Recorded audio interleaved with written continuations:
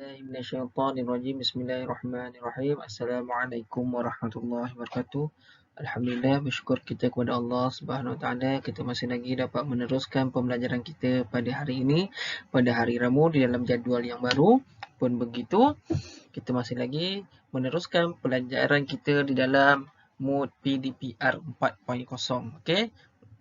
Baiklah, tajuk pelajaran kita pada hari ini ialah unit 2 dalam subtopik sirah, iaitu itqan menambah rahmah.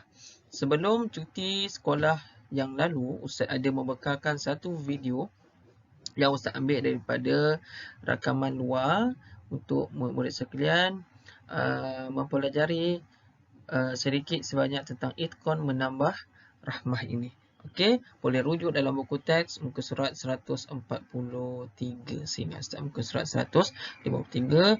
Sepasa rakaman Ustaz buat ni, minta maaf, Ustaz mau balik daripada hospital tadi.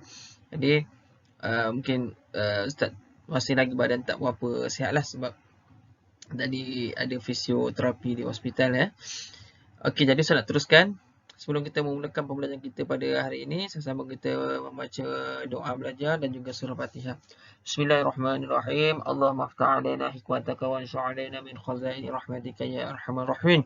Rabbi shrah li sadri wa yassir li amri wa hlul 'uqdatam min lisani yafqahu qawli. Rabbi zidna 'ilma warzuqna fahma ya rabbal alamin. Amin. Al-Fatihah. A'udzubillahi Syaitanirrajim. Bismillahirrahmanirrahim. Alhamdulillahirabbil alamin. Arrahmanirrahim. Maliki yaumiddin. Iyyaka na'budu wa iyyaka nasta'in. Ihdinas siratal mustaqim. Siratal ladzina an'amta 'alaihim ghairil maghdubi 'alaihim waladdallin. Amin.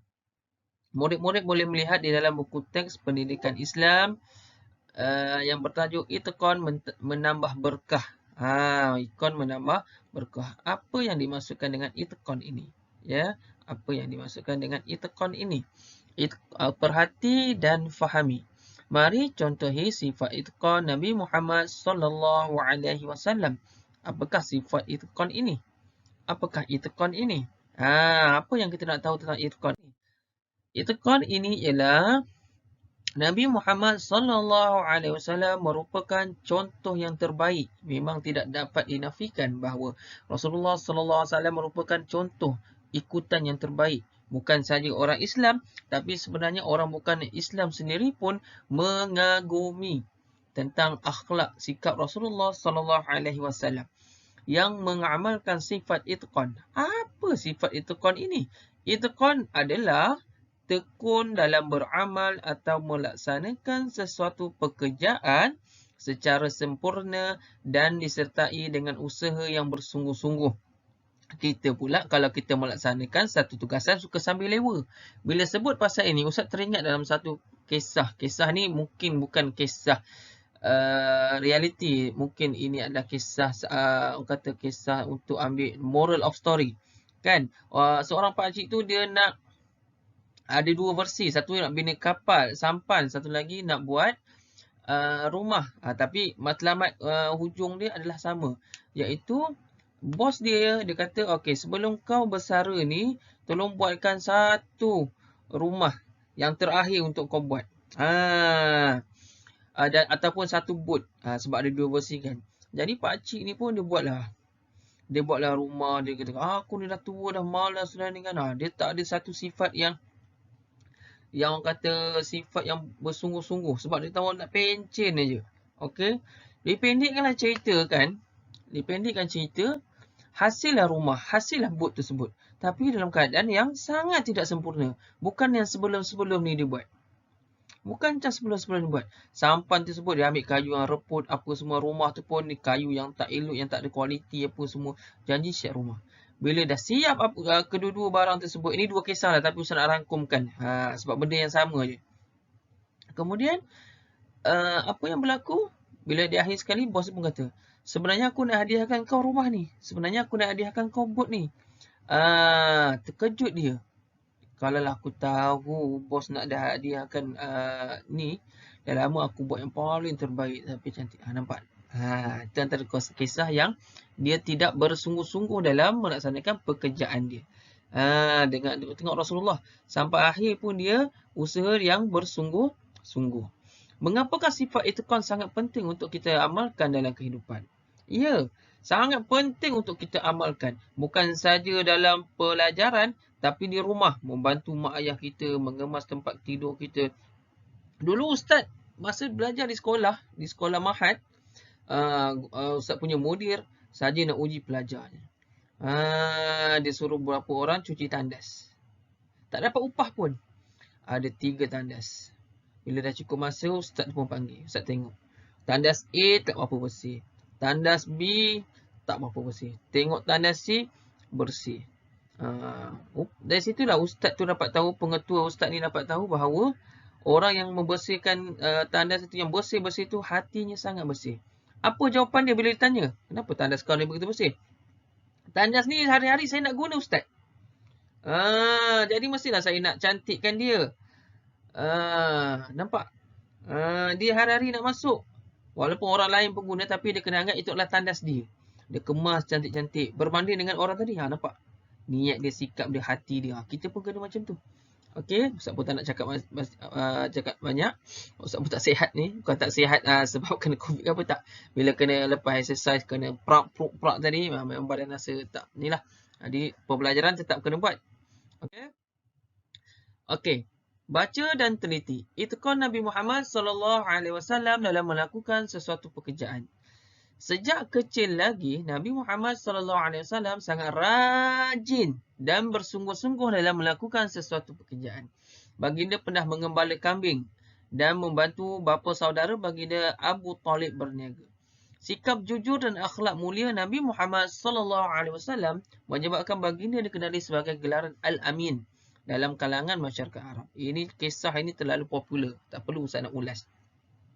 Sehinggalah seorang hartawan yang bernama Khadijah binti Khuwailid. Siapa Khadijah binti Khuwailid? Isteri Rasulullah SAW. Salah seorang isteri Rasulullah. Masa ni belum kahwin lagi. Telah meminta baginda untuk membawa barang dagangannya ke Syam untuk diniagakan. Siapa yang menemani Rasulullah? Ni saja nak tambah.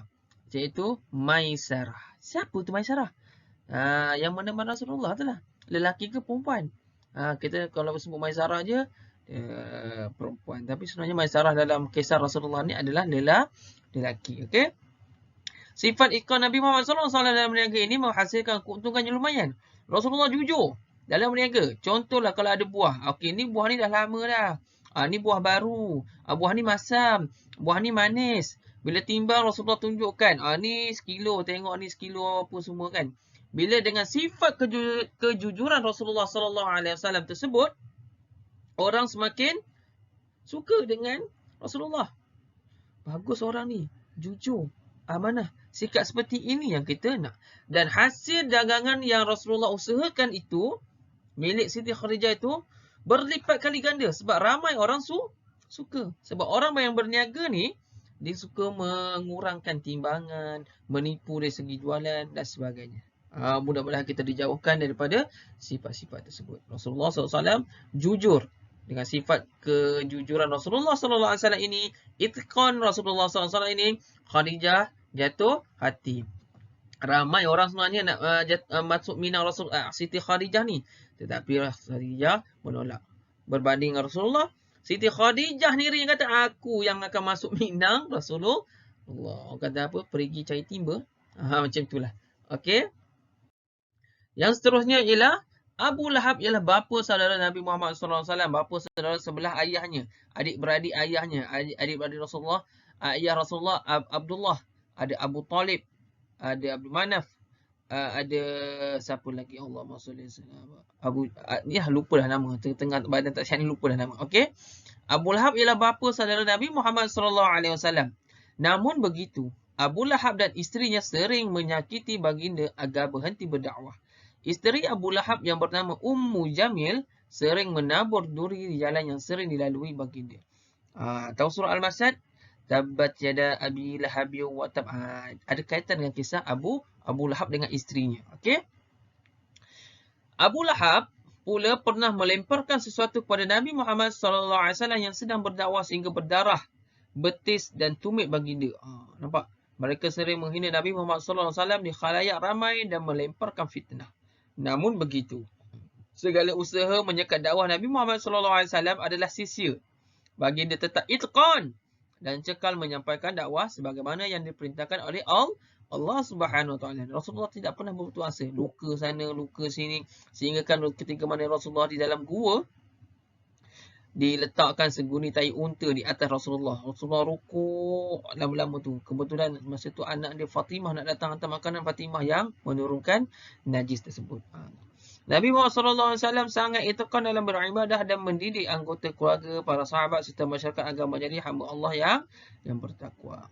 Okey. Sebenarnya pasal itqan Rasulullah ni benda pelajaran yang paling mudah sebenarnya, sebab ia berkaitan dengan sirah dan kita pun sedia maklum. Iktibar daripada tindakan Nabi Muhammad SAW yang bersifat itqan dalam melakukan sesuatu pekerjaan itu, yang pertama, apabila diberikan tugasan atau amanah, kita hendaklah melakukannya dengan tekun dan bersungguh-sungguh. Kita juga mestilah mempunyai sikap bertanggungjawab. Yang kedua, kita juga hendaklah menepati masa dan tidak bertangguh. Kita dah belajar pasal surah Al-As. Okey. Setiap tugasan dan amanah yang diberikan hendaklah dilakukan dengan cara yang terbaik. Kita juga perlu mencontohi semangat Nabi Muhammad SAW, iaitu tidak putus asa dan sentiasa bermotivasi serta berfikiran positif. Baiklah, saya teruskan lagi. Iktibar tindakan Rasulullah SAW yang bersifat itqan dalam amalan ialah yang pertama, ikhlas beribadah. Yang kedua, jauhi perkara-perkara membatalkan ibadah. Yang ketiga, banyakkan berzikir. Yang keempat, menjaga pandangan mata. Yang kelima, hindari perkara sia-sia. Baiklah, ini saja pelajaran.